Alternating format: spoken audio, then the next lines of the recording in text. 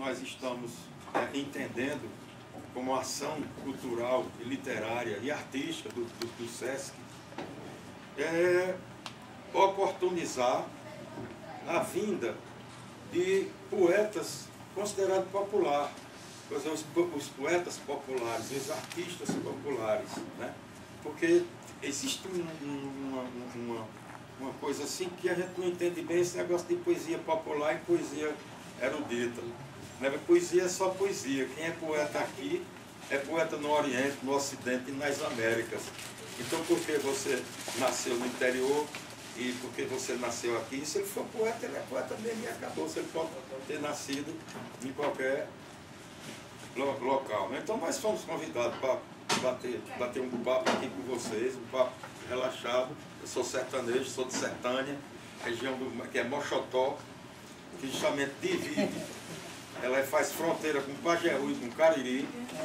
O Marquinho, que vai falar depois, é de São José do Egito, que é justamente uma terra que tem a bênção dos deuses, porque não é brincadeira nascer 3 irmãos geniais, que são os poetas repentistas, os violeiros repentistas, aquele pessoal que vive do poder da palavra, e muitos deles só comem quando cantam. Isso é que é muito importante na história dessa poesia dita popular. Mas esse negócio de popular erudito é papo para outra conversa. Mas, de qualquer forma, os 3 irmãos batistas que nasceram, que são de São José do Egito, né? Que é uma região riquíssima na cultura dita popular, na poesia popular. E o Marquinho também é de poeta, é escritor e é de família poeta também. Porque é o seguinte, esses irmãos batistas, né, que é Louro, Otacílio e Dimas, eu trouxe umas fotos aí para depois mostrar a vocês, eles, é o seguinte, alguém já deve ter escutado falar, ou conhece, né, claro, a Serra do Teixeira. A Serra do Teixeira é uma serra que divide 2 estados nordestinos. Do lado de cá é o Pajeú pernambucano e do outro lado da serra o Cariri paraibano. E ali ela divide esses 2 estados. E ali envolve várias cidades que até hoje não se explica direito, mas existe alguma tentativa de explicação por que tanto poeta na região. Por exemplo, do lado de cá, do lado de Pernambuco, da Serra do Teixeira, aí existe São José do Egito, Itapetim, Itabira, Afogado da Ingazeira.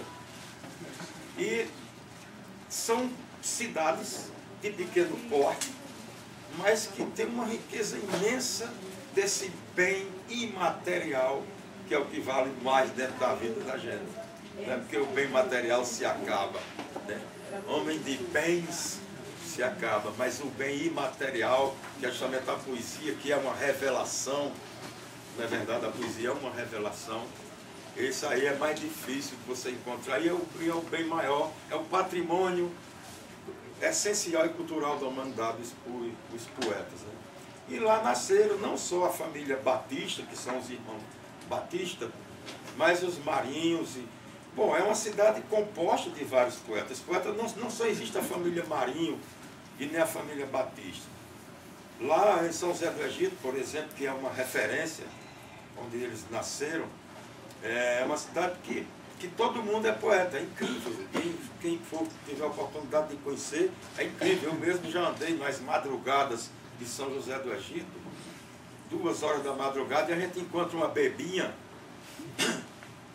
2 horas da madrugada, chama e ela vem e recita um soneto para você. Quer dizer, isso é uma coisa muito, muito incrível, assim, para que as pessoas saibam esse bem material que nós estamos falando. Então, esses 3 irmãos batistas, filhos de pessoas simples, mas só que, pelo lado da mãe, esses 3 irmãos, aí eles que descenderam da Serra do Teixeira, fala-se que tem mais de 100 poetas na família. Isso é uma notícia inédita no país. 100 cantadores. Não é brincadeira, né? Uns 100 poetas cantadores. Essa família Batista. Os que tem mais de 100 cantadores. Agora veja assim, só para vocês terem uma ideia, como foi que esse pessoal surgiu, por que tantos poetas ali, por que a Serra do Teixeira, e por que a Serra do Teixeira, que negócio é esse? Serra tem em todo canto, tem da Borborema, tem a Serra aqui de Mimoso, tem a Serra da Rússia, que podia ter poeta também. Mas é o seguinte, pessoal, a Paraíba, o estado da Paraíba, foi, na época dos judeus, no século XVI, foi considerado o estado onde tinha a maior concentração de judeus do Brasil. Toda a Paraíba, que não era só o estado da Paraíba, envolvia também o Rio Grande do Norte. Então, o que foi que aconteceu? Na época da Inquisição, da perseguição aos judeus, aos cristãos novos, então eles lavraram, como se diz na gíria de hoje. Eles tiveram de correr por causa dos olhos de rapina da Inquisição. Pernambuco também tinha, mas Pernambuco era mais visto, porque tinha um centro econômico maior, era mais conhecido, porque era mais desenvolvido. Então eles migraram para a Paraíba. É tanto que não foi só um século, mas que 3 séculos a Paraíba era conhecida como terra de judeus. Não é brincadeira. Então o que foi que aconteceu?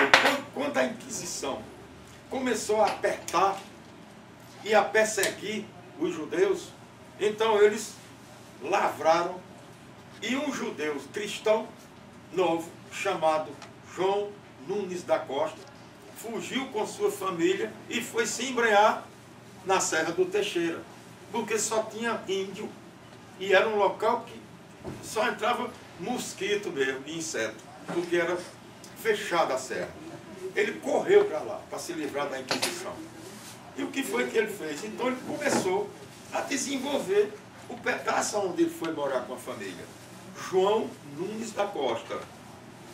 Vejam bem, esse cidadão começou a plantar frutas, cana-de-açúcar, mandioca, e começou a trabalhar a terra, entendeu? Da maneira mais artesanal, e terminou criando e procriando, como é justamente a vida de todos nós, como diz esse irmão, entendeu?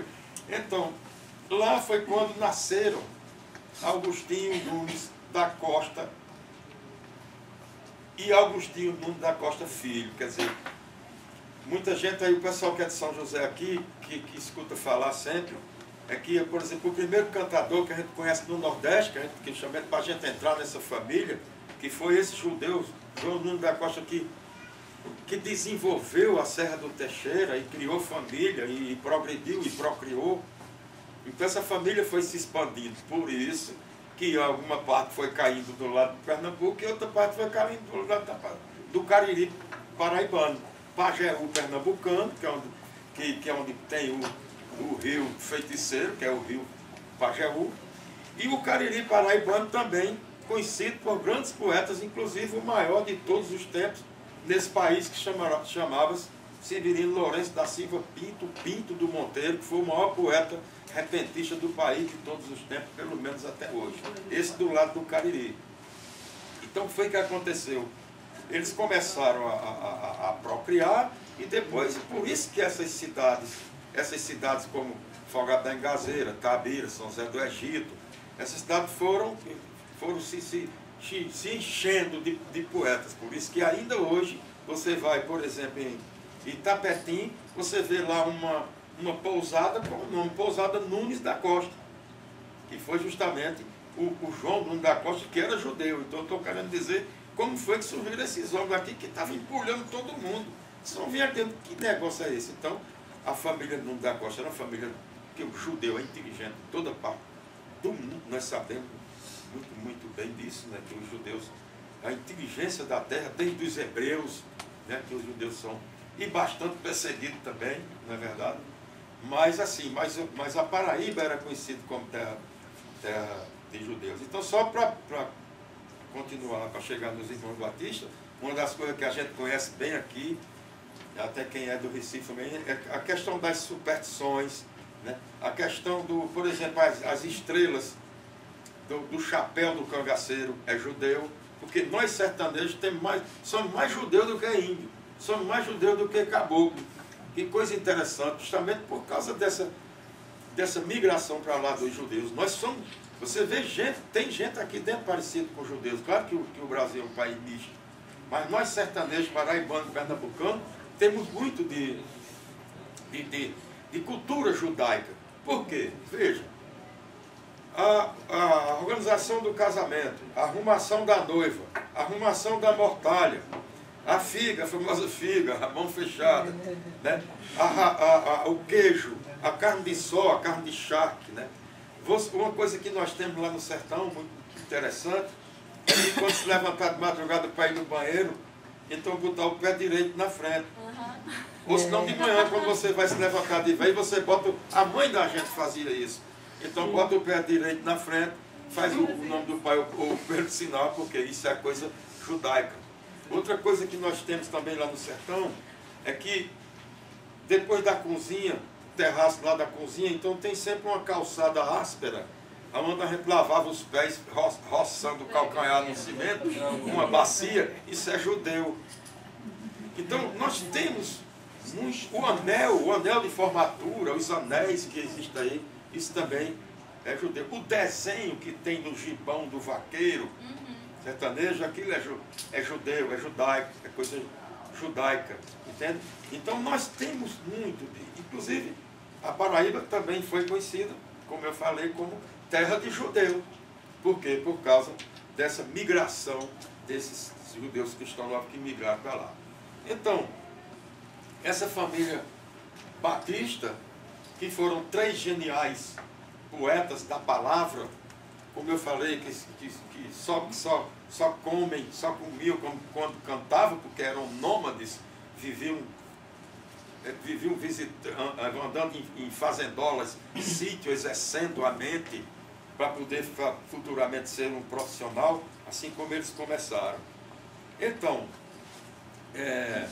Lorival Batista era o mais velho dos 3 irmãos. Era Lorival Batista, depois Dimas e depois Otacílio, que era o mais novo.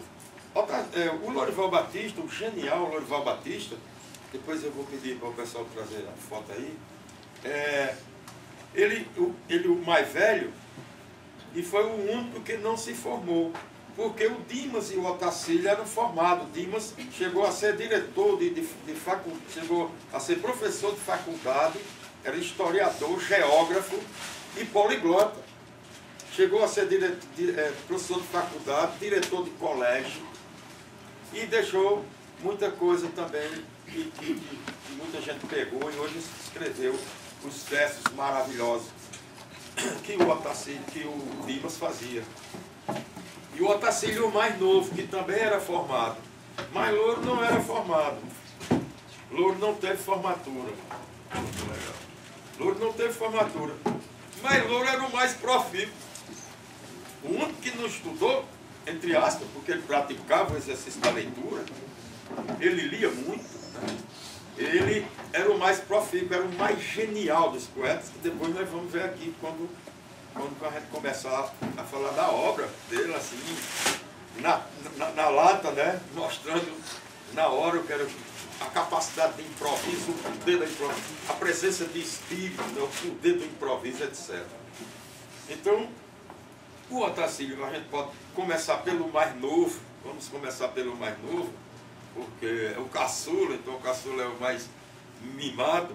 Então, o Otacílio Batista, né, que eu me lembro, eu sei que ele nasceu em 23, não sei se Chico Pedroso se lembra, a data que ele morreu, eu estou esquecido agora, mas todos 3 já morreram, né, tanto o Louro, que era o mais velho, o Dimas, o do meio, e o Otacílio.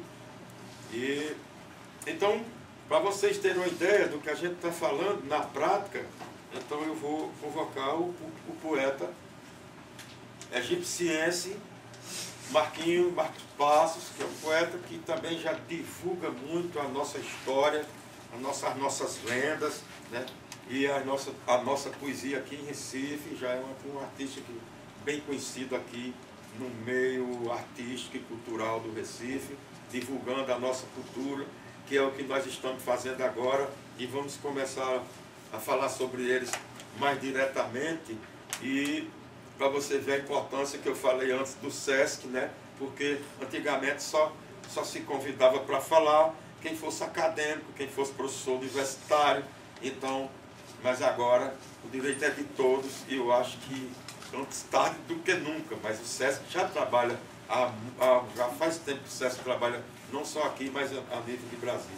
Então eu queria que Marquinho começasse a declamar alguma coisa do Otacílio Batista, que era o mais novo dos irmãos. Boa tarde a todos. Quero agradecer mais uma vez a Rita Marins pelo convite da gente, que é realmente, como ela já falou, o SESC tem essa visão cultural para incentivar aquelas pessoas que produzem cultura, no caso específico da poesia.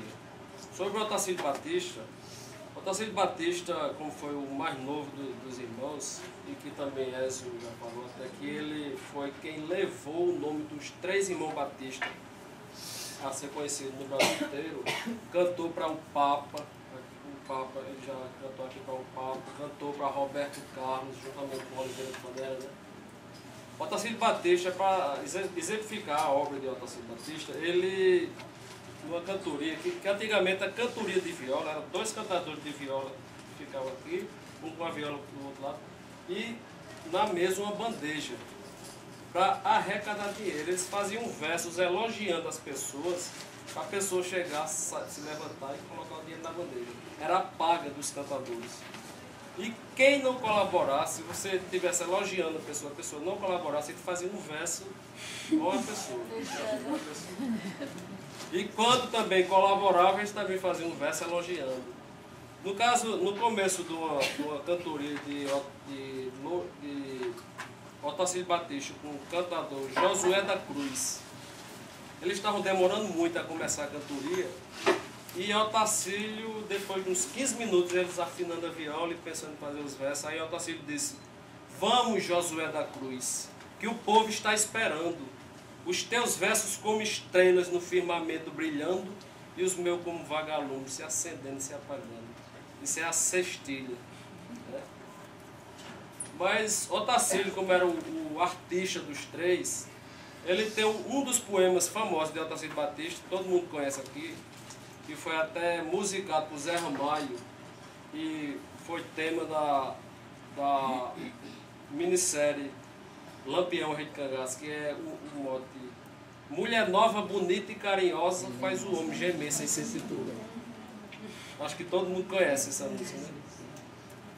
E Otacílio diz: "Numa luta de gregos e troianos, por Helena, a mulher de Menelau, conta a história que um cavalo de pau terminava uma guerra de 10 anos.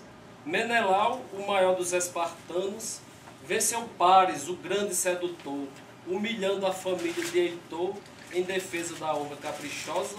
Mulher nova, bonita e carinhosa, faz o homem gemer sem sentir dor." Alexandre, figura desumana, fundador da famosa Alexandria, conquistava na Grécia e destruía quase toda a população tebana.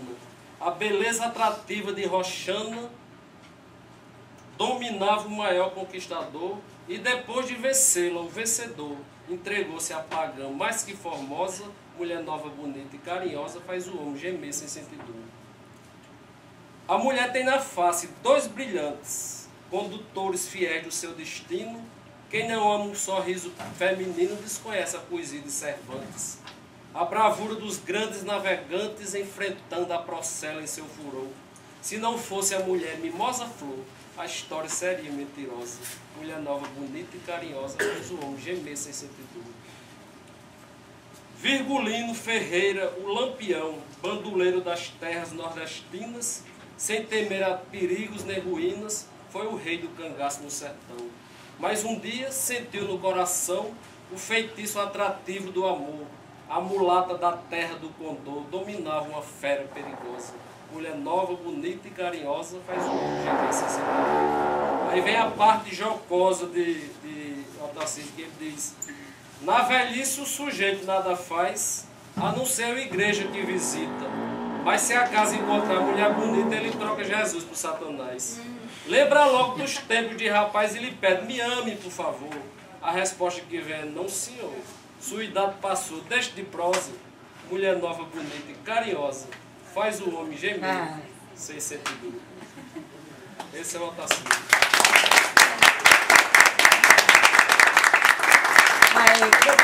Quem é que canta isso? Quem é que canta? Zé Ramalho, né? Só para descontrair um pouco, Lourival também tem aquela parte humorística de Lourival, de Otacílio. Otacílio fez uns versos com o tema, que é um modo de uma linha só. O valor que o peido tem. Ele diz, um peido é bom toda hora, sem peido não há quem passe. A criança quando nasce tanto peida como chora. Um peido ao romper da aurora não troco com ninguém. Toda noite eu solto uns 100 peidos grandes e pequenos. Já conheço mais ou menos o valor que o peido tem. Um velho já moribundo nas agonias da morte soltou um peido tão forte que se escutou no outro mundo. O peido roncou no fundo igual a pico de trem. O velho sentiu-se bem, levantou-se sem demora e disse, eu já sei agora o valor do peido tem.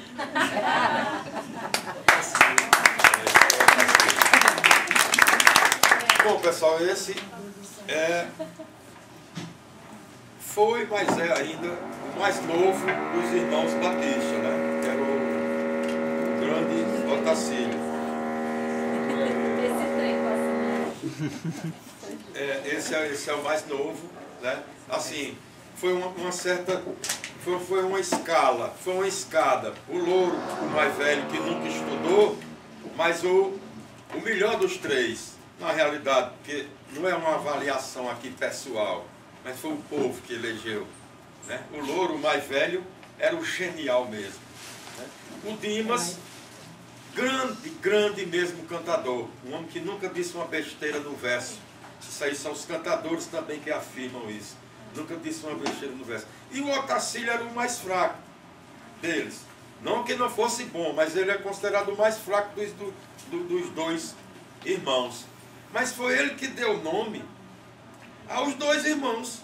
Ele, por ser o mais novo, era mais ousado, era o caçula, meteu a cara no mundo, andou muito com Oliveira de Panelas. Alguém deve conhecer a Oliveira de Panelas.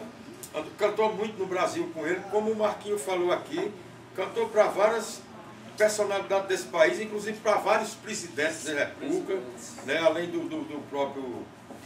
E outra coisa, o Otacílio Batista, o Otacílio também foi vereador de Tabuleiro do Norte, ele foi vereador e foi presidente da Câmara de Vereadores durante os 4 anos que ele passou como vereador. Então, ele, por ser o mais fraco, o mais jovem dos irmãos, mas em compensação ele deu nome aos irmãos.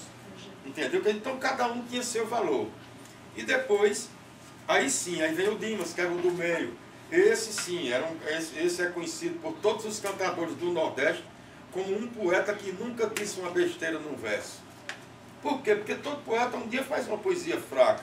Às vezes ele está acometido de uma grande emoção e sai algumas besteiras da boca. Isso é tipo de qualquer poeta. Não tem problema, aliás, o cara é humano.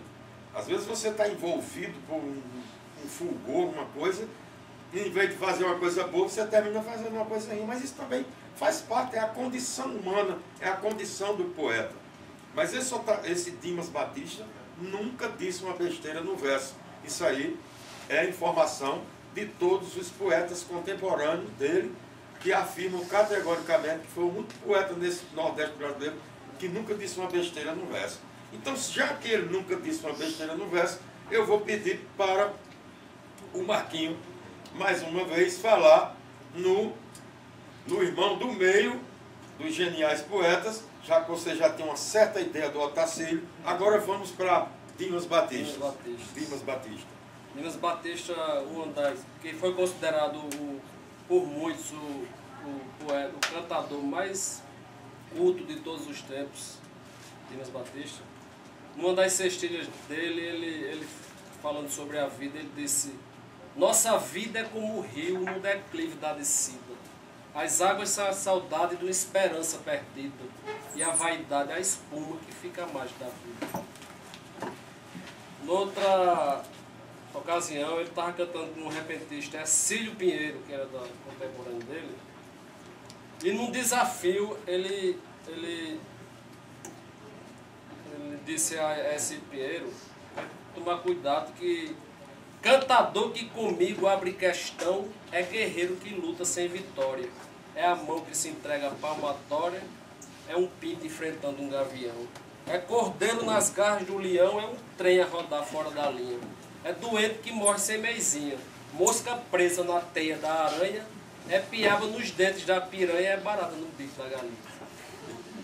Eles cantavam muito assim, se gabando, também se autoelogiando e também ameaçando o companheiro no desafio. Né? Terezinha Costa conhece muito bem, nossa amiga Terezinha Costa, a poetisa que está aqui presente. Ela conhece muito bem esse mote que Beatriz Marinho, filha do grande Antônio Marinho, de lá de São José do Egito, que era sogro de Lourival Batista, pai de Helena, de Dona Helena. Beatriz Marinho deu um mote para Dimas. O mote foi o seguinte: passa tudo na vida, tudo passa, mas nem tudo que passa a gente esquece.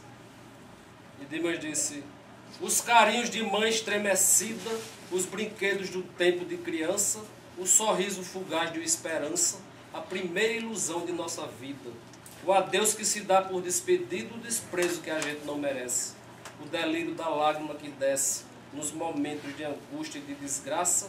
Passa tudo na vida, tudo passa, mas nem tudo que passa a gente esquece. Isso.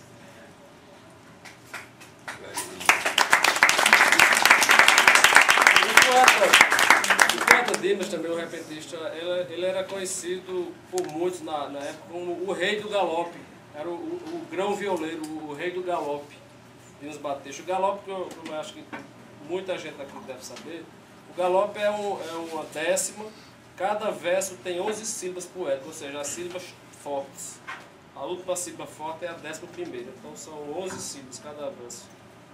E ele disse ele filosofando sobre a vida, ele diz: percorro os quadrantes do sul e do norte, buscando a verdade jamais atingida, percebo que a morte precisa da vida, assim como a vida precisa da morte. No campo da luta só vence o mais forte, no entanto o mais fraco. No campo da luta só vence o mais forte, no entanto o mais fraco precisa lutar. Prossegue na vida dos filhos no lar, produz outras formas de vida na cova, conforme o processo que a tudo renova, assim como as ondas na beira do mar. Sobre o pensamento ele fala: meu raio de ação tem um campo sem fim, precedo a ciência que em tudo se expande, atinjo no espaço um impulso tão grande que a luz não se move diante de mim. Desvendo no escuro mistérios e assim controlo em ação magnético radar. Eu sou o pensamento, meu nome é vulgar, mas guardo invioláveis segredos avulsos, cadeias de ferro não prendem meus pulsos, mais livres que a brisa na beira do mar. Pode ver que parece um galope do cavalo, né? Galope à beira-mar. Dimas era um dos mestres. Hoje é considerado um dos grandes galope à beira-mar, é o poeta Geraldo Amanso, né? Exato. Geraldo Amanso. Dimas também fez um poema muito bonito chamado O Poder da Natureza, que foi criação do poeta Zé Vicente da Paraíba. Esse tema, O Poder da Natureza, que foi cantado por muita gente e ainda hoje continua sendo cantado. E Dimas fez o poema dele.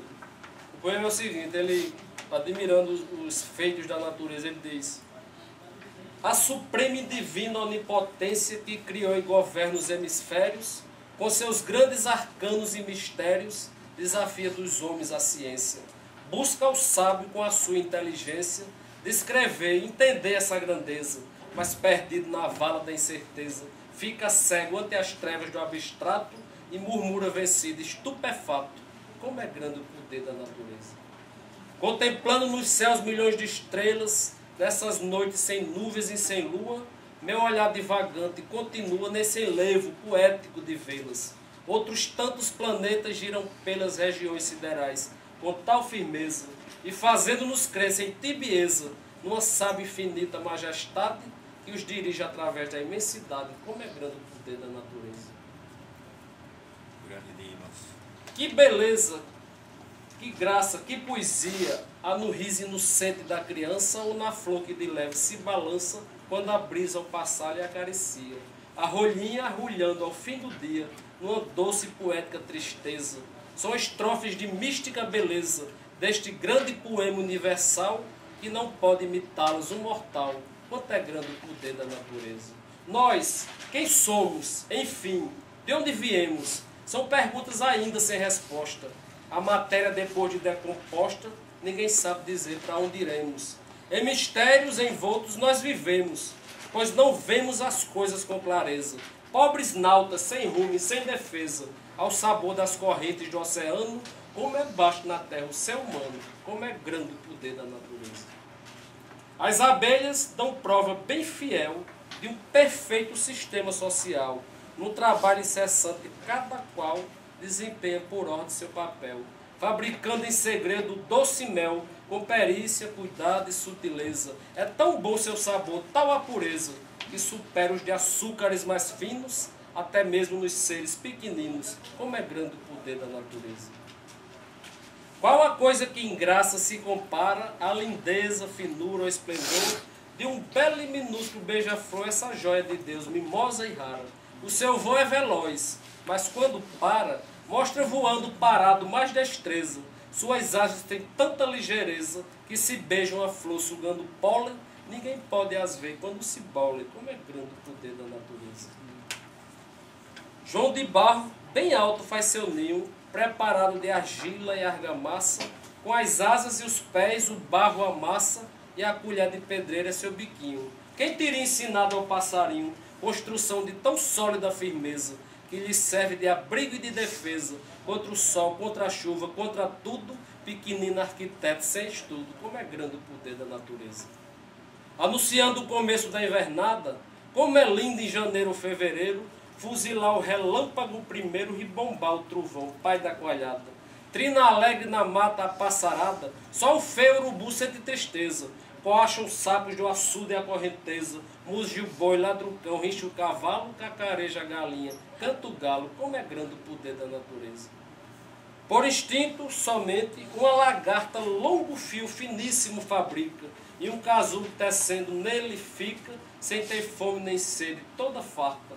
Muitos dias depois é que se aparta do envoltório no qual estava preso.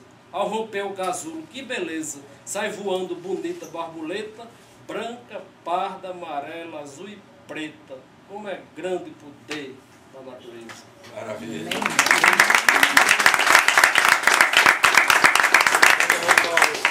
Bom, pessoal, esse foi o Dimas, né? O segundo irmão, né? E antes de entrar no genial mesmo, no maior de todos, no Lourival Batista, o louro do Pajeú, o rei dos trocadilhos, porque Lourival Batista, além de improvisar, ele trocava as palavras, somava, diminuía, multiplicava, tudo isso tirando da cabeça, isso não é brincadeira, né? Mas assim, só para explicar mais um pouco a vocês a questão que ele falou na cestilha, falou no galope, né? E falou na décima, tal. Bom, a cestilha é o que o violeiro, a dupla de violeiro começa uma cantoria, um desafio, uma contenda, começa sempre de uma cestilha, que são 6 versos, 6 pés, né? 6 versos, 6 linhas, e 7 silábicas, com 7 sílabas, cada linha com 7 sílabas, aonde só rimam as linhas pares. As ímpares não necessariamente. Às vezes o cara faz o verso amarrado, rimando todo, ou seja, rimando A ímpar com ímpar e par com par. Mas o certo mesmo é que rimam entre si a segunda, a quarta e a sexta. Então essa é a sextilha, certo? Que acontece. Agora, e outra coisa, o cantador, ele começa a se inspirar, ele começa a azeitar o cérebro, ele começa a ver a disposição psicológica da plateia, porque claro que o poeta vê mais do que outros cristãos, o poeta sofre muito, mas vê mais do que outros cristãos, é uma coisa inata. Então ele também estuda a disposição psicológica da plateia. Entende? Então eles vão cantando em sextilha, ali eles estão ligando o carro, entendeu? E acelerando para poder dar partida, para poder entrar no mote. E o que é o mote? Porque ele falou aqui no mote, e pode ser que alguém aqui não saiba bem o que vem a ser o mote. O mote é o seguinte, o mote é a mesma coisa de um tema, porque quando tem uma dupla de violeiros cantando, alguém diz assim, fale sobre essa biblioteca. Isso é o tema, é o assunto. Aí eles vão cantar em sextilha sobre esse aspecto, as pessoas, os livros, que são os mestres mudos, que não se cansam de ensinar, na verdade. Todo mestre cansa, mas os livros são mestres mudos que não se cansam de ensinar. E o que é o mote? O mote é um tema metrificado. Porque você diz assim, fale sobre essa biblioteca. Então você está dando o assunto para que ele se inspire e vai fazer seus versos de improviso. Mas se você diz, eu gosto desse ambiente porque ele me atinge, então você já está dando o mote. Então ele tem que terminar com o mote que... Ou a biblioteca do Sesc é um ponto cultural. Você está lá... Aí ele já metrificou o assunto, não é verdade? Então o mote é um tema metrificado, certo? O mote é o assunto metrificado. Só para vocês terem, para quem não conhece. E o galope é interessante porque o galope existe, ele já existe há tempo dentro da cantoria de viola, dos gêneros de viola, porque são vários gêneros. Antes, há 10 anos, 20 anos, tinha 36. Hoje todo mundo inventa seu estilo, todo mundo inventa seu gênero de cantoria, de modo que já tem muitos. O cantador também faz isso, cria gêneros de cantoria. E o que é o galope? A beira-mar. É o seguinte, tinha dois cantadores que se chamavam Zé Pretinho. Tinha o Zé Pretinho do Tucum, que é no Ceará, e tem o outro Zé Pretinho, que a gente chama morador de fazenda, que ajudava, que tem a casa do fazendeiro e tem a casa do ajudante, que chama morador, que é o cara que toma conta da fazenda do patrão. E esse cara era cantador. Então ele veio, fala-se que ele foi a Fortaleza pela primeira vez, ele é um cantador, repentista, morador, humilde do seu patrão, lá no sítio, que era um coronel, naquela época era tudo coronel de patente. Então ele foi para a praia de Iracema, lá em Fortaleza, ele como um poeta que nunca tinha conhecido o mar. Então quando ele viu aquela maravilha, aquela coisa misteriosa, que é o maior mistério desse planeta, quando ele se deparou com o mar, então ele se lembrou do galope do cavalo do seu patrão. Aí quando ele fez galope à beira-mar, cantando galope na beira do mar, que são 10 linhas, 10 pés e 11 sílabas na horizontal. 10 na vertical, 10 linhas, 10 pés, 10 estrofes e 11 na horizontal. Então esse aí é o galope, que ele falou galope. E a 10ª, porque muita gente pensa que, e às vezes com certo desprezo, com certo preconceito, né? Porque diz que a poesia rimada é uma poesia que prende muita pessoa, que bom mesmo é o verso livre, né? Porque aquilo ali limita a pessoa, o verso, né? Etc. Isso é muito discutível também, né? Porque às vezes até engrandece mais ainda, pega um mote tão bonito e ele desenvolve aquele mote tirando de dentro de si, arrancando de dentro de si.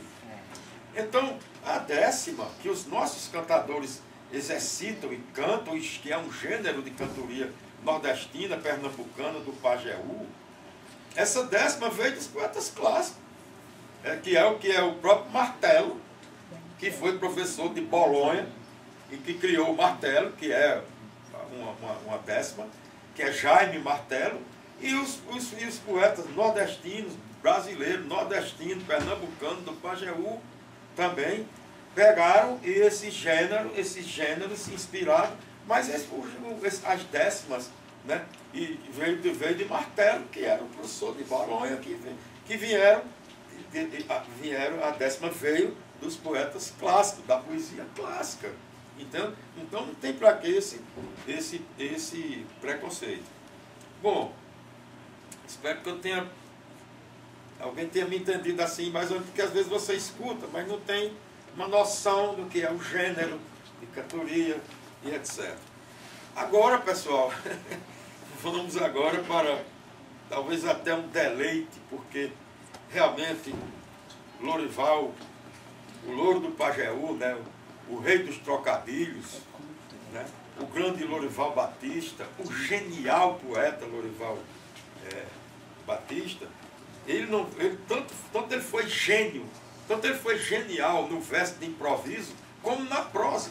Existem muitas histórias de Lorival. Nós convivemos com Lorival Batista. Eu convivi com Lorival Batista. Marquinhos foi criado com Lorival Batista. Então, a gente tem milhões. Se fosse numa mesa de bar, a gente começaria o dia tomando cerveja, aí saía muita coisa. Mas nós fizemos uma seleção na intenção de mostrar para vocês a riqueza de valor que certas personalidades que existem nesse Nordeste brasileiro, né? Como eu falei até em Garanhuns, lá com o Marcilene, né? Um papo desse que a gente foi conversar lá, bater lá em Garanhuns, é justamente assim, porque muita gente tem também um certo preconceito por causa da literatura oral, porque é de improviso, não sei o quê, porque não é da literatura, não é das academias, né?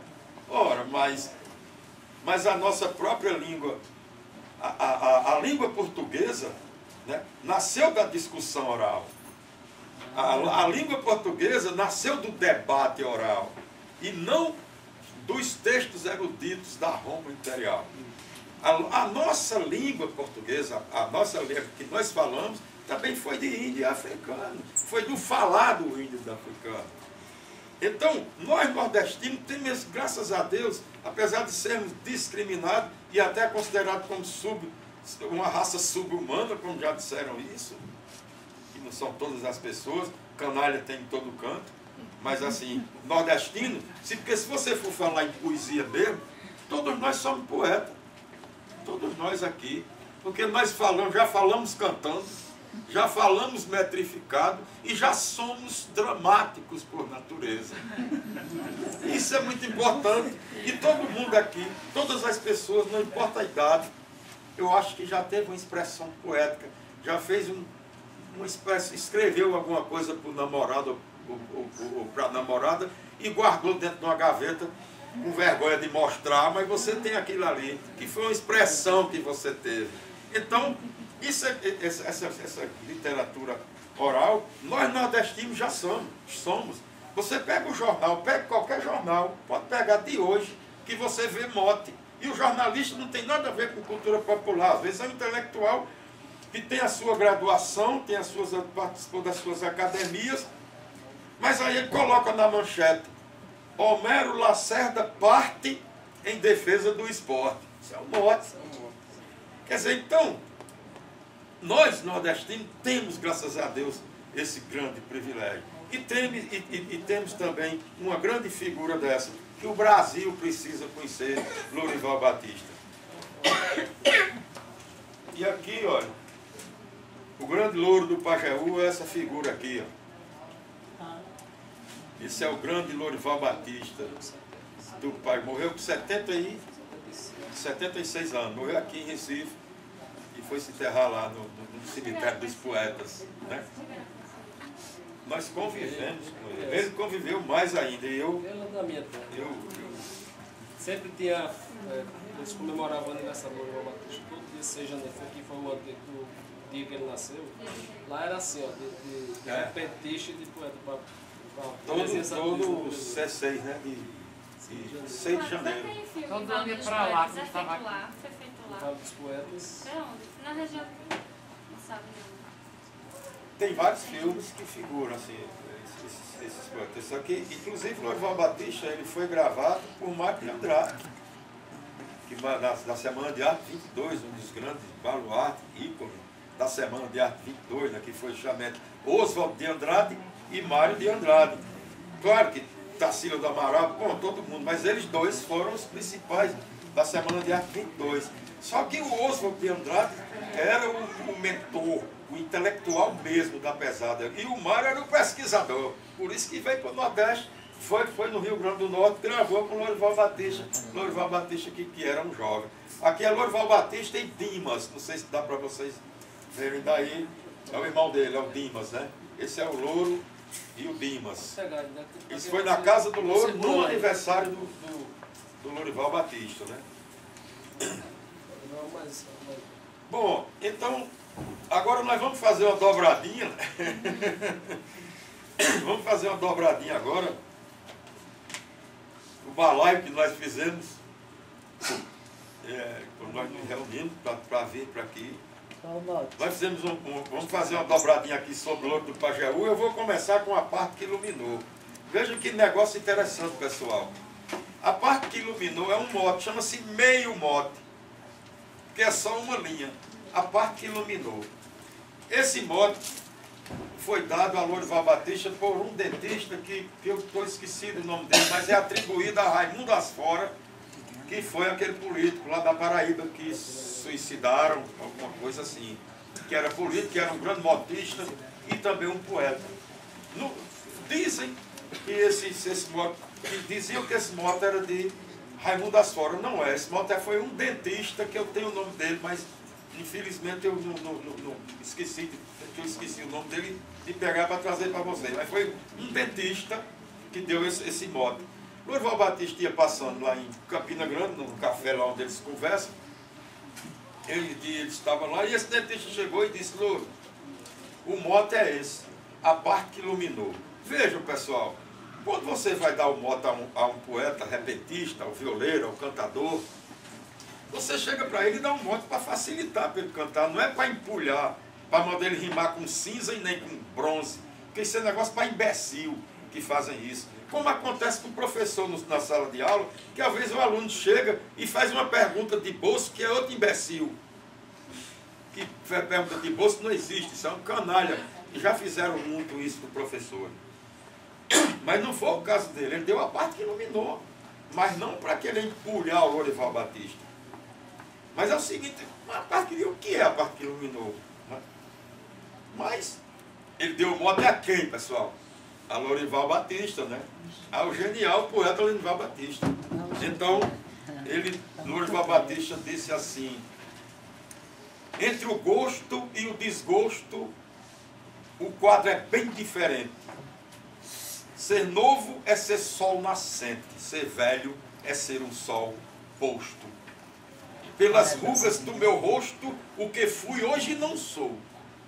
Ontem estive, hoje não estou, porque o sol, ao nascer, fulgura, mas ao se pôr, deixa escura a parte que iluminou.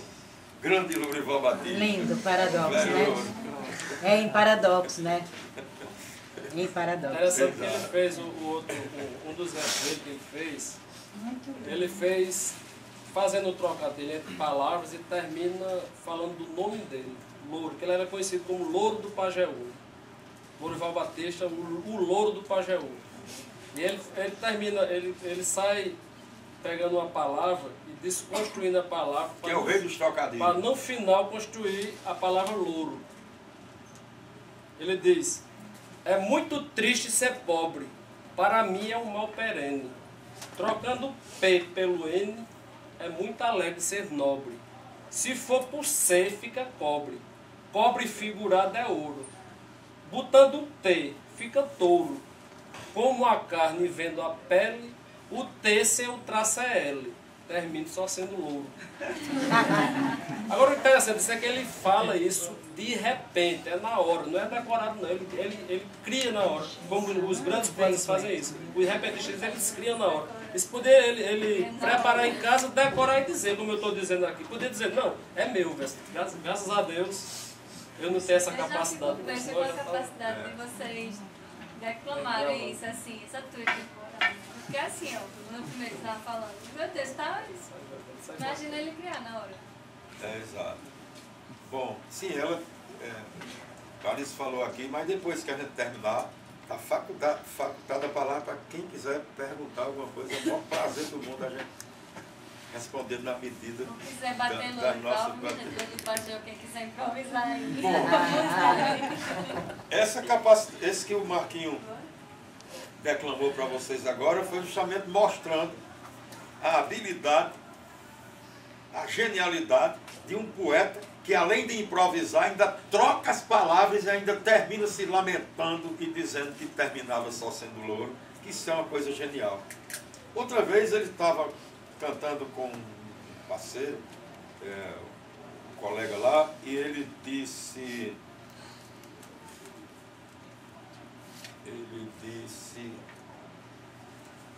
E o assunto era fome. Aí, quando eles estavam falando sobre a fome, o Lourival Batista com o parceiro dele falando sobre a fome, aí o parceiro dele disse um verso lá, aí Louro disse assim: e por falar em fome, eu em 15 fui nascido, que ele estava cantando o Mourão, depois a gente fala sobre o Mourão. Aí Louro disse: e por falar em fome, eu em 15 fui nascido. Que em 15, né, pessoal, houve aquela fome mesmo, quem tem livro de Raquel de Queiroz, que fala sobre a fome, etc, etc. E aí Louro disse: e por falar em fome, eu em 15 fui nascido. Aí o outro disse: no ano de 16 fui também aparecido. Aí Louro disse: 15 com 16, juntando os dois dessa vez, o 31 está batido. Quer dizer, o cara, além de somar, ainda fala no jogo tradicional. Era outra característica de Lourival, era fazer soma com aquela agilidade mental que ele tinha. Ele uma vez estava cantando com um poeta chamado João Batista. E João Batista, no ano de 1942, João Batista cantando com ele, terminou a sextilha dizendo que só tinha 23 anos. Aí quando foi no ano de 1967, aí ele terminou a sextilha cantando com o mesmo Lourival. Terminou a sextilha dizendo: só tenho 36 anos, sou mais moço que um amigo. Aí Lourival se lembrou de 1942. No ano de 42, vejam bem a agilidade mental. Em 42, contigo, cantei a primeira vez. Já faz 25 anos. E tu tinhas 23. Somando é 48, não passa de 36. Lourival era incrível, mas... Tudo de novo, né? Ele... Pinto do Monteiro, como o Wes já falou sobre Pinto do Monteiro, que era o rei do repente, o maior repentista de todos os tempos, e já perguntaram a Pinto do Monteiro quem era o melhor parceiro dele, ele disse que era o Lourival Batista, Pinto do Monteiro. Uma vez, Pinto do Monteiro, quando estava de lundu, que a gente chama lundu, quando estava com raiva, ele não falava com ninguém, Pinto. Ele às vezes respondia com gestos. E perguntaram a Pinto, uma pessoa pediu para Pinto descrever os 3 irmãos Batista. Aí disse, e ele calado. Aí o cara disse: Otacílio Batista. Aí ele fez. Os versos bons, outros mais ou menos. Se Dimas Batista, ele fez. Sem dar uma palavra. É sempre bem feito. Se Lourival, ele fez. Ganha todo mundo. Então, Pinto do Monteiro cantando com Lourival, Pinto disse uma cestilha assim,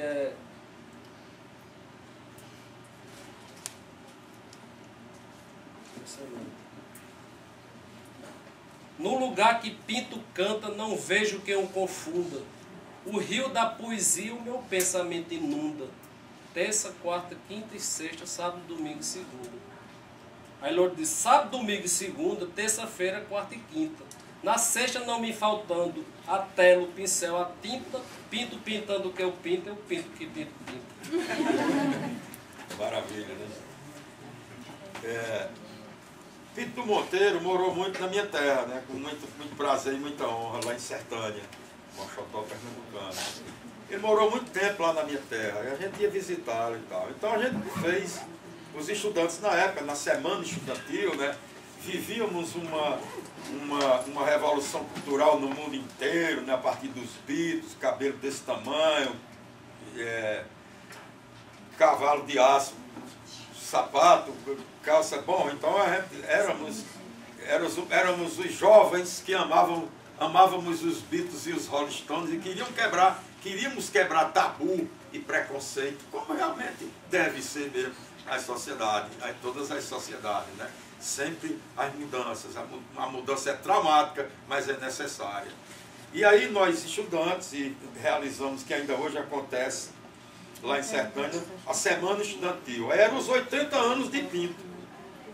Aí nós fizemos homenagem a ele e convidamos o Lourival Batista, que é vizinho de São José, Sertânia, para vir cantar, fazer uma cantoria com Pinto em Sertânia, em homenagem aos 80 anos do mestre Pinto.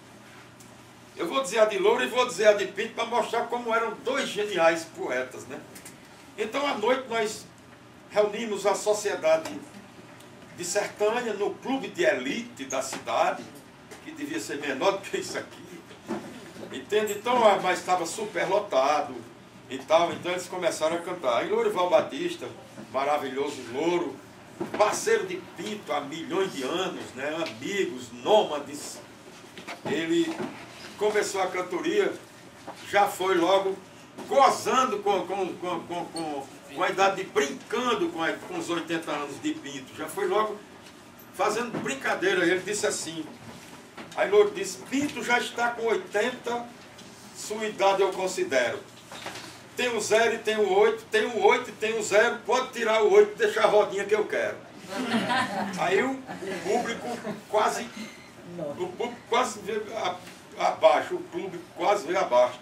Aí o Pinto, né, só para dizer a resposta do genial Pinto, pegou na deixa, aí disse assim, a você eu considero, nossa amizade não é nula. Pode ajeitar suas penas, que é Louro, né? E arrepiar sua micula, que eu boto o bico na crista e por detrás você engula. Então, só para vocês sentirem assim Vai lá, Marcos. Uma das cantorias de Lourival, em Campina Grande, tinha um cantador conhecido por Lua Branca, que ele também era engraxado. Mas ele era muito melhor engraxado do que cantador. E pediram a Louro para falar sobre o cantador. Ele disse, já conhecia a qualidade de cantador de Lua Branca, ele disse, um cantador engraxado e a nossa arte relaxa. Não engraxa bem, nem canta bem, nem engraxa. Procura graxa não tem, procura verso não acha.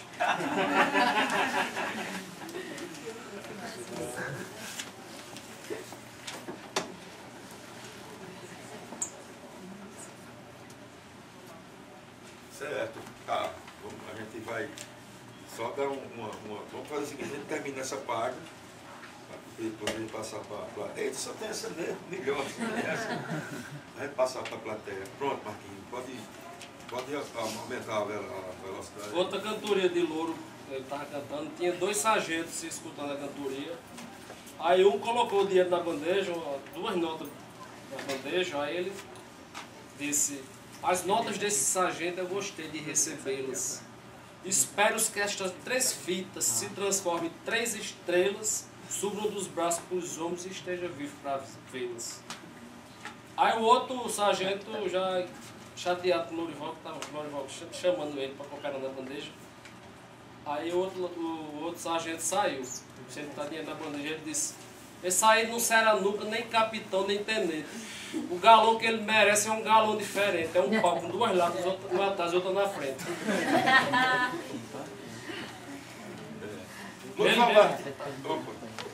Eu ia dizer só mais um verso na sequência. Na mesma cantoria, o cara se gabando que tem um peito forte, cantava com uma voz forte, porque Lourival não tinha a voz muito forte não, né?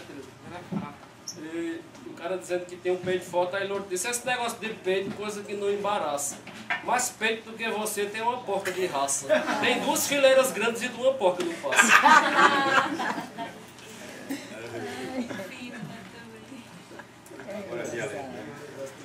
Olha, Lourival, o verso do Juvenal. É a peleja. Aqui tem Lelé, no site de São José. Então vamos para o verso de Juvenal, né? O Lourival Batista, todo cantador, isso acontece com a dupla de cantores também, de cantor. Né? Você está cantando com um cabra ruim, você termina cantando ruim também. Não é você enfrentar um cabra bom, porque você enfrentar um cabra, você vai declamar com um cabra ruim e termina declamando ruim. Né? Chico Pedrosa sabe muito bem disso. Aí Lourival Batista estava cantando com um cidadão, um cantador chamado Juvenal. E Juvenal não cantava nada. Nada mesmo. Louro morrendo de improvisar e Juvenal cantando decorado e não cantava nada. Aí Lourival, claro que se irritou, aí terminou dizendo assim, disse, os versos de Juvenal é como milho cozido.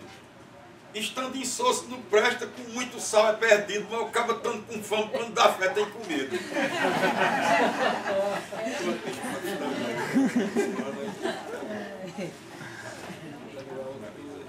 Então, tenho vários versos aqui, mas como o tempo urge, só precisa falar também. Então, eu vou recitar o Palhaço que Ri e Chora, que o Lourival também escreveu muito bem, né? Falando sobre o palhaço, ele diz: pinta o rosto, arruma a palma, dentre os nécios e os sábios, o riso aflora-lhe os lábios, a dor tortura-lhe a alma. Suporta com toda calma desgostos a qualquer hora, quando quer bem vai embora. Vive no eterno drama, pensa, sonha, sofre e ama, palhaço que ri e chora. Se ama alguém com desvelo, deixá-lo é martírio enorme. Se vai deitar, se não dorme, se dorme tem pesadelo. Sentindo um bloco de gelo lhe esfriando dentro e fora. Desperta, medita e cora, sente a fortuna distante, julga-se um judeu errante, palhaço que ri e chora. Pelo destino grosseiro, a vida jamais lhe agrada. Se sente a alma picada, tem que ir ao picadeiro. Não pode ser altaneiro, não tem sossego uma hora. Chagas dentro, rosas fora, guarda espinho, mostra flor, misto de alegria e dor, palhaço que ri e chora. Palhaço, tem paciência, que da planície ao pináculo, esta vida é um espetáculo, todos nós a assistência. A falta de consciência, gargalhamos qualquer hora, choramos sem ter demora, sem ânimo, coragem e fé, porque todo mundo é palhaço que ri e chora.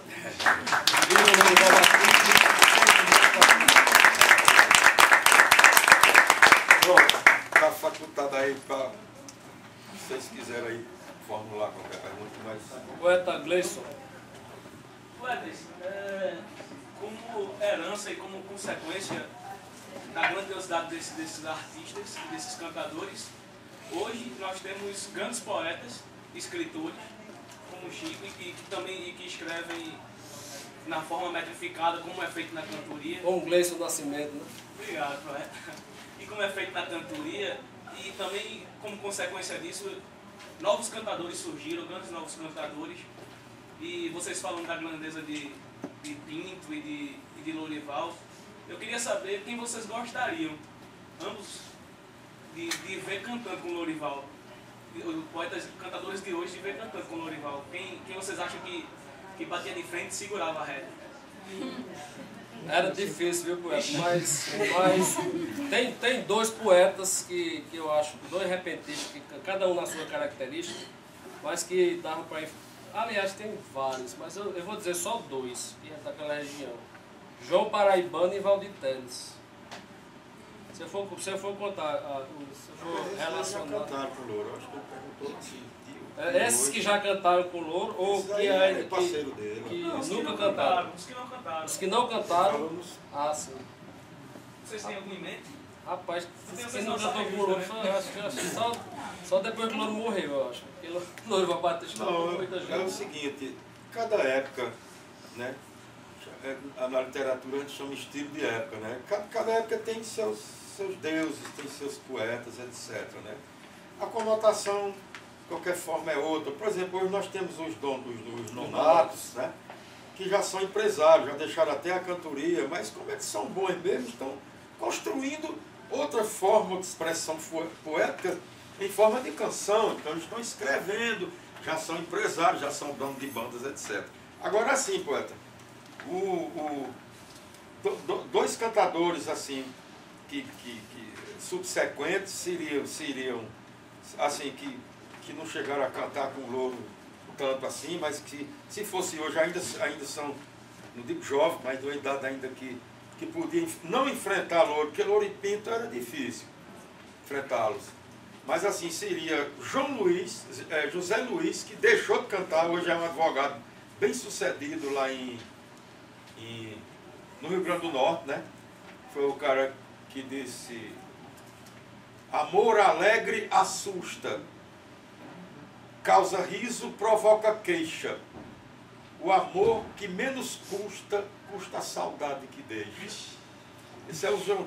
Então Zé Luiz deixou de cantar porque ele estudou e foi ser advogado, etc. E o outro é o doido, Lourinaldo, o doido de coração.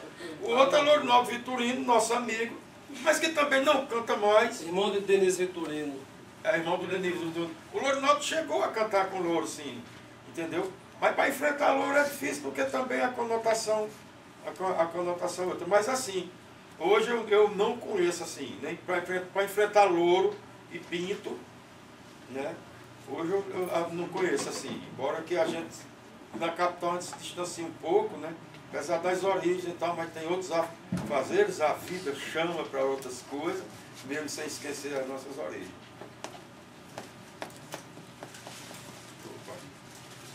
Eu queria, assim, eu já tinha feito uma anotação com relação ao martelo agalopado, que logo um pouquinho mais adiante você falou do martelo espanhol. É, o Jair. Exato. Este martelo da Espanha tem alguma coisa a ver, parecida, com Cantos de Rondo? Que Eu tem acredito um Neruda, que tem um livro de Neruda que tem Cantos de Rondo. Eu sei. Mas é Olha, da tem a região. ver. Tem a ver. Não necessariamente ou ao pé da letra. Porque, por exemplo, a cantoria de viola aqui no Nordeste, ela, hoje não, porque em consequência da mídia, né, da velocidade da informação, dos Facebook da vida, mas assim, há uns 15 anos eu fui ser jurado de um festival de cantadores em Teresina, né? E fiquei surpreso, apesar de conhecer os daqui todos, né? Conhecer de cozinha e de fofoca. Só conhece o outro quando começa a fofocar. E aí eu fiquei impressionado porque é diferente. Eles cantam, eles às vezes utilizam, mas eles cantam diferente da gente. Por exemplo, você está sentado numa mesa assim, aí tem 3 duplas. Aí tem uma dupla cantando aqui com várias pessoas, aí tem outra mesa ali, é outra dupla. Então, não é assim como nós estamos conversando agora, ou se tivesse uma dupla aqui. Mas com relação à métrica, à rima, e a oração, e o conteúdo, e o contexto, varia de acordo com a cultura. E a cultura, né? Varia de acordo com a cultura. Se você for lá para o Minho, lá em Portugal, para a região do Minho, ou do Baixo Alentejo, então você vai ver a cantoria que é daqui. Mas se a gente for agora assistir agora mesmo, a gente vai ficar sem entender direito. Porque varia muito dependendo da cultura. Mas que tem a ver, tem, né? Porque todo açude é irmão do outro. Agora só uma coisinha também, se você não quiser dizer, não precisa, só uma coisinha. Eu sempre lembro o mote que deram a Lourival Batista certa vez, numa roda de amigos. O mote era o seguinte: Toda roupa veste um nu. Ah, essa é muito boa. Se quiser, eu digo. Mas pode dizer aí. Se quiser, eu digo. Pode dizer, todo mundo é grandinho. Tava cantando Lorival Batista e Mané Chudu. Mourão, né? Um dos dois, o segundo dos dois e o que começou os três outros. Posso dizer mesmo, né? Ih, rapaz. Aí Lorival cantando, aí botaram Lorival com Mané Chudu, aí cantaram, aí colocaram um pouquinho de dinheiro na bandeja. Aí Lorival disse, ele só deu um cruzeiro pra mim, Mané Chudu.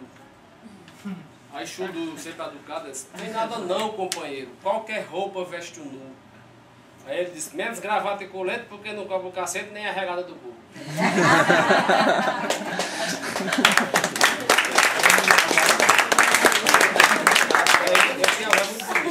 Quem faz a coisa feia é a malícia, né? Isso aqui é uma coisa cultural, né?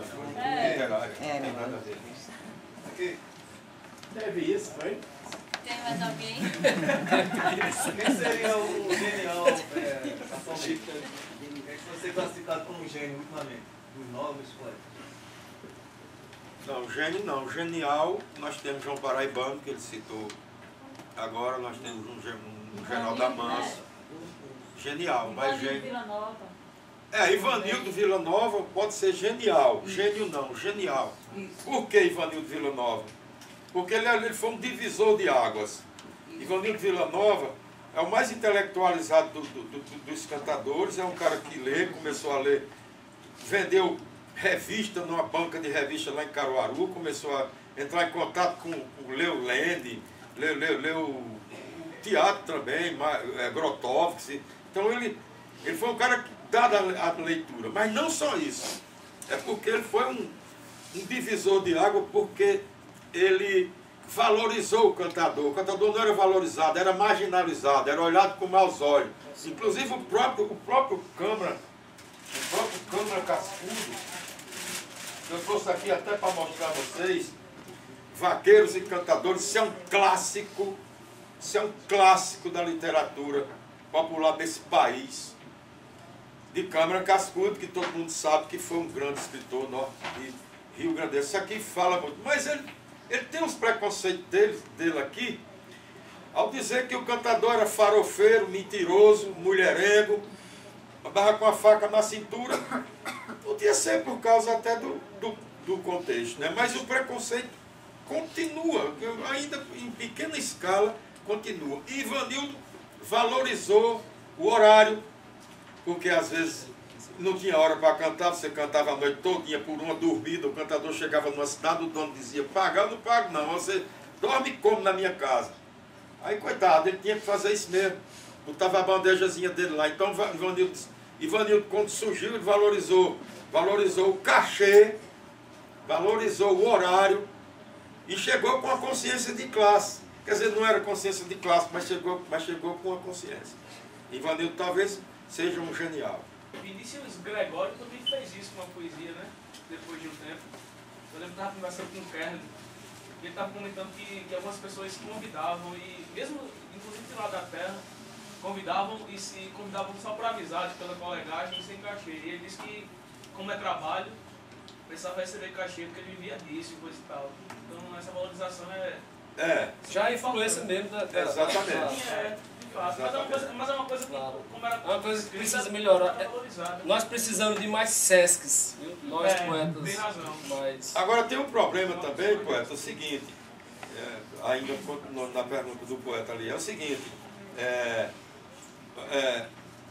mas nós temos, né, poetas que não deixa de ser uma ramificação, mesmo sendo daqui, como é o caso do poeta aqui mesmo, que tem um pessoal aqui em Recife mesmo, atuando, né, diretamente e ativamente, que está também difundindo, divulgando a nossa cultura, no verso de improviso, do poder da palavra. O pessoal está fazendo roda de glosa, que é a glosa, é como se fosse uma cantoria sem viola. Você dá o mote também e o cara é só falando, é sem viola. Você improvisa, dá o mote em 10, agora estão dando uma misturada, mas geralmente era um mote Era um mote em 7 para você improvisar. Faz Mas já 15 tem dias, esse pessoal. Eles fazem Faz quase. 15 dias que eu organizei uma mesa de glosa. A gente, Mas São não, José é- da Gito, na homenagem porque é a o seguinte, a Tetão. gente faz na brincadeira, na birita, na cerveja, aí, porque é o meio tudo, né? Mas assim, existe grupo já em Itabira mesmo que já viajam para todo canto, já estiveram aqui em Recife, já viajaram para fazer roda de glosa. E tem a roda de glosa que o Agora há Nino pouco, faz né? também, agora há pouco, pelo Clicertão, né, lá com o Wellington lá. Na homenagem que a gente fez ao centenário do poeta Cancão, de lá de São José da Gito, inclusive o Louro João Batista era amigo e fã de Cancão. Na homenagem que a gente fez, a gente, com o apoio da FUDAR, né, do Wellington Melo, a gente fez várias rodas de glosa e vários recitais. E palestra também, falando sobre o centenário do poeta Cancão. A gente fez a roda de glosa em Nazaré da Mata, São José do Belmonte, Petrolina e São José do Egito. E a gente deve estar fazendo agora, viu? Eu não sei se você está sabendo. Na Bienal, na próxima Bienal, que Cancão vai ser homenageado na próxima Bienal, a gente vai. O cara quer que eu organize uma roda de Roberto glosa lá. Fonseca e Robalinho. E Robalinho. Eles querem levar, eles viram lá em viram Petrolina, lá e show ficaram- que o pessoal teve no auditório da faculdade. O pessoal mandou ver lá. Entendeu, pessoal? Ficam vários cantadores, vários poetas, não cantador de viola, vários poetas enfileirados assim, na mesa. Aí a gente, para cada um a gente dá um mote. Para cada um vai começar um mote. O primeiro da quina da mesa começa, o primeiro mote, o primeiro tema que a gente dá. Aí ele faz, aí se levanta, diz o verso e passa o microfone para o outro. Aí faz. Aí quando é no segundo mote, já o segundo que já está dizendo na mesa, começa o segundo mote e assim sucessivamente. Por isso chama roda de glosa, como se estiver girando. Até o último poeta. Se for 8 poetas, são 8 motes. É muito interessante. Dá 8 motes e dá O 60 Robalinho foi estrofes. impressionado. Assim. Porque o pessoal não conhece, entendeu? O pessoal não conhece. Não é brincadeira não, você sentar numa mesa 12 poetas e chegar ao mote que eles desconhecem, que eles não sabem o que é, e dar o mote e eles se levantar e matar. É maravilhoso isso. Maravilhoso. Alguém tem mais aí? Para não ficar um lateral. Não, a gente pode falar de Otacílio, de Dimas e de Lourival. O Louro eu tiro o chapéu. Eu tiro o chapéu por causa da linguagem, a cultura dele, muito maior, mas não deixa de ser interessante o que Otacílio fez. Sim. Claro. Dimas também importante, claro. Dimas também tem um direcionamento diferente de Lourival, realmente. Né? Mas os três são grandes. São geniais. São geniais. Exatamente. Não se pode dizer que um é menor do que o outro, não. Cada um dentro das suas características e dentro da sua veia poética, não é isso? Não, claro, assim, porque poeta é poeta e poesia é poesia, né? Agora o povo escolhe, né? Não é uma academia que está escolhendo. O Louro foi muito mais assim, É genial. mais genial do que os dois irmãos, não tenha dúvida. É tanto que o Dimas é incrível. O Otacílio não, o Otacílio desmetrificava, fazia fora de métrica. Mas o outro ele vai Mas- buscar na cultura primeira, né? Na nossa influência europeia. Não é isso? Os termos clássicos, etc, etc. Exato. Ele foi grande também. Foi. na Não, maneira e de ele, agir. a importância dele foi incrível. Porque o Otacílio foi quem deu nome aos irmãos. Ele foi quem colocou menor. os irmãos É. à tona. É. Entendeu? Ele foi quem deu nome aos dois irmãos. Não tem a menor dúvida da importância dele. Fez mais de, Maravilhosa, mais né, de, pra 10 LPs. É, exatamente. Como o Lourival Batista diz nesse próprio livro dele, tem vários livros publicados também, inclusive que ele diz que é a Bíblia dos cantadores, ele mesmo diz, né? Otacílio Batista e Francisco Linhares. Né? É. Então ele tem vários. E existe uma obra que reúna o pensamento dos três? Ou não? Existe. Uma Mais de antologia um. ilustrada dos cantadores. Essa aí é uma delas. Otacílio e Francisco Essa é a Bíblia, Linhares. né? É a Bíblia, né? Exato. Mas ele é o que ele chama a Bíblia. Porque aqui tem ele com. Aqui conta tudo, então assim. São 300 cantadores de viola. Tem muitos aqui. É como se fosse um registro maravilhoso, né? Mas o Macena também fez um trabalho muito o Ivo Macena, que é avô do Giuseppe, né? Giuseppe, ele fez também um trabalho muito bom, assim, entendeu? Um trabalho de pesquisa, né? Assim, nesse todos os ramos tem também quem se aproveita, né? Tem gente que decora uns versos, lança um livro e às vezes altera as coisas, não pesquisa. Isso acontece também muito. Eu acho que nós éramos muito mais felizes, digo nós do interior, né? É quando nós íamos a um peleja dessa, né? Peleja, mas realmente era peleja. Era maravilhoso, porque cada um se aculturava do seu jeito, bebia na fonte, entende? E valorizava a terra. Exatamente. É isso? Pessoal, tem mais alguém? Só pra... Eu queria só uma informação. A gente encerra com ela. Para terminar. Para terminar, não, desculpa. Eu queria uma informação. Porque, veja bem, a gente vai a uma apresentação no teatro, festival de cantadores, essa coisa, assim. E eu achando parecido, Dulce, minha querida amiga Dulce. E eu achando parecido, eu tenho a voz, né? Depois a voz é Dulce. Dulce é minha querida amiga, trabalhamos juntos e fizemos milhões de histórias, graças a Deus. Muitas. Não, mas tem uma história dele, rapidinho, muito engraçada, que a gente trabalhava no Departamento de Cultura da Secretaria de Educação do Estado. E aí, Ézio chegou, eu já trabalhava, e Ézio chegado de Sertânia para vir trabalhar no Recife, no Departamento de Cultura. Aí tinha, naquele tempo, aí a gente mandava comprar lanche na padaria Confiança, que era exatamente ali na esquina. Aí o que é que você... Aí vinha o servente, o pontinho e tal, que hoje não tem mais isso, tem só as terceirizadas que estão lá fazendo a limpeza. Aí chegava o servente e perguntava, vão querer lanche, qual é, o que é que quer? E cada um dizia, seu fulano, nem me lembro, vai, eu quero isso. Aí já dava o dinheiro para ele comprar e a notinha. Aí vai Ézio e diz, eu quero palmier. Foi uma zona da... Aí eu disse, mas se o teu pai ouvisse isso, pegava macho chegando de Sertânia, chega palmier. Já começa a pedir um palmier. Tá vendo? Isso durou bem 10 anos de zona lá dentro do departamento.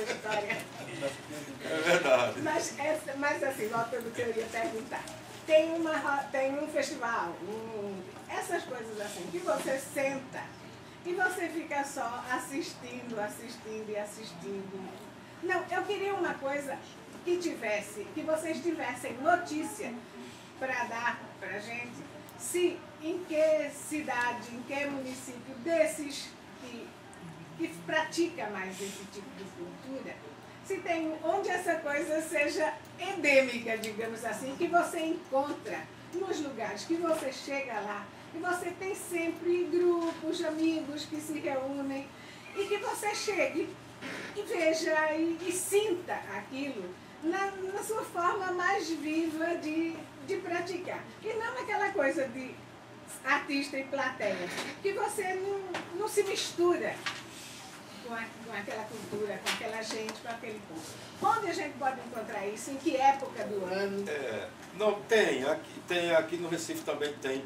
São gatos pingados, né? Até porque nós vivemos num país que não lê. Não é? Então nós continuamos vivendo num país de pouca leitura, de pouca biblioteca. Nessas próprias cidades como São José do Egito já existe associação e tal. Itabira tem a APA. Itabira também já tem associação. Mas o local, para você chegar numa cidade dessa, por exemplo, tem uma biblioteca com livros específicos, eu acho difícil, não tem ainda.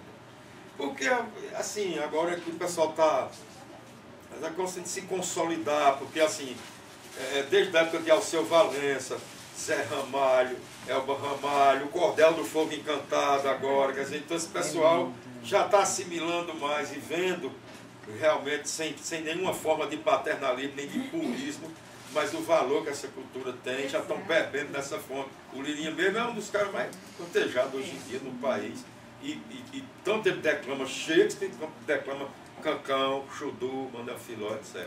E, É só uma colocação rapidinha quanto à história da poesia metrificada e de cantoria, que a Zona da Mata também faz isso. Tem a dúvida. Com o Maracatu Rural, por exemplo, que também são formas fixas, inclusive da mesma forma que tem a cantoria, que tem a poesia popular que a gente faz hoje. Inclusive o improviso também. Não tenha dúvida, O samba de coco, que também é improvisado e também é com formas fixas, inclusive com décimas, sextilhas, septilhas, não tenha dúvida. quadras e com motes, inclusive. Então, porque não tem, por exemplo, se fosse na Europa, seria um estouro, entendeu? Mas aqui, por exemplo, o pessoal do país, eu e Marquinhos, até que a gente lutou lá dentro agora, porque a gente tem uma certa intimidade com o Wellington, né? Que é um cara que chegou agora, mas está trabalhando direitinho lá na Fundap, né? E a gente dizendo a paz, já era hora, já devia chegar esse momento, né? De juntar essas culturas tão parecidas, que é uma coisa mais afro, entendeu? Lá é mais árabe e tal, mas são coisas tão parecidas, né? Com umas culturas um pouco diferentes na culinária, porque a gente não juntar esse pessoal, o SESC poderia fazer isso aí. Então, um trabalho mais... Fazer um intercâmbio cultural. Mais constante, não uma amostra, né? E não porque um papo assim. Mas isso aí, tem o mestre de maracatu, a sambada, o pessoal improvisa, Ciba é um grande representante. Ciba é um cara muito sério, Ciba é um pesquisador, Ciba é um poeta, entendeu? Que está difundindo essas duas culturas também, juntando a dele, que é do pessoal do maracatu, e juntando com esse novo disco dele agora. Tem muita coisa de cantoria de viola, na guitarra, muita coisa, e bonita, porque ele é um poeta, o Ciba é um poeta. E ele também toca viola, inclusive. Toca, sim. No Avante, né? Toca, sim. Foi uma das coisas que a gente falou com o Wellington, foi essa questão de haver, a necessidade de haver um intercâmbio cultural, porque Pernambuco é o estado mais cultural da nação, né? E se você for lá para São José do Egito, pergunta o pessoal o que é um cavalo marinho. Ninguém sabe, quase ninguém sabe. Mas o pessoal lá, quase ninguém sabe também o que é uma roda de glosa, por exemplo. Está sabendo agora que a gente foi para Nazaré da Mata, que a gente mostrou agora. Mas eu acho que cada região deveria conhecer a cultura de cada região, para ver exatamente esse intercâmbio. Isso, na verdade, que em algum, eu não sei exatamente onde, mas que em algum ponto da história isso se entrelaça. Exatamente. Com certeza. Não é alheio, não é por acaso, com certeza não é. Não, rapaz, são o pessoal da rima, da métrica. Pois é, entendeu? São parecidíssimos. E também são poetas populares, que têm o mesmo sofrimento, as mesmas angústias. E essa roda, ela poderia ser apresentada com mais constância, sendo mais divulgada. Exatamente. Porque nós temos muitos jovens atualmente que querem chegar lá, tá entendendo? Não tenho dúvida. Querem chegar lá. Eles estão se interessando mais pela leitura, atualmente, eu acho, do que, vamos dizer, há 10 ou 15 anos atrás. Atualmente há mais influência para eles, porque também há mais material, não é isso? Há mais material. Nós temos, por exemplo, assim, só um exemplo, nós temos aqui tanto Terezinha quanto o Chico Pedrosa, são dois exemplos, né, dessas assim, que é pessoas que residem numa metrópole, mas que não abandonou as suas origens, que escreve, que conhece, que escreve também dentro do espírito cultural da nossa região, né? O Chico hoje é um patrimônio, graças a Deus. O Chico, aliás, Chico Pedrosa, esse cidadão que está ali, esse cidadão o texto dele, a poesia dele, vai ser encenado agora em Portugal, inclusive ele vai para lá. Isso é o maior prazer, isso é o maior prazer que nós, não só como admirador, mas como amigo dele, nós temos o maior prazer em saber que está sendo encenado em Portugal.